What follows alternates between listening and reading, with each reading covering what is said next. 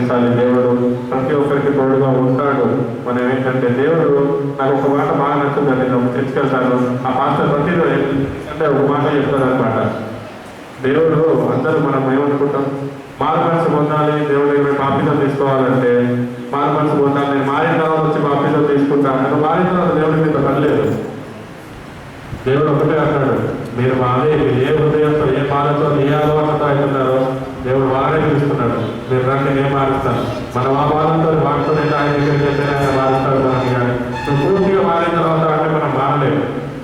నేను సిగరెట్ మానేసిన తర్వాత వెళ్ళి మారుతాను, నేను మందు మానేసిన తర్వాత వెళ్ళి మారుతాను, నా అలవాటు మారిన తర్వాత వెళ్ళి నేను బాప్తిజం తీసుకుంటాను అంటే నువ్వు ఆయన దగ్గరికి వెళ్తేనే ఆ మార్పు నీకు వస్తుంది. కానీ మనకి ఎవరికైనా వస్తుంది. కానీ మనం మారిపోతాను, నేను మారిపోయాక పోయి తీసుకుంటానంటే మాత్రం కాదు.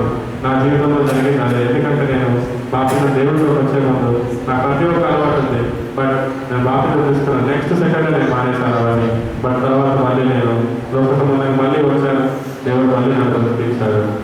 సో ప్రతి ఒక్కరికి దేవుడు ఈ విధంగా నన్ను అనేక విధాలుగా నన్ను ఈరోజు ముందుకు నడిపించాడు.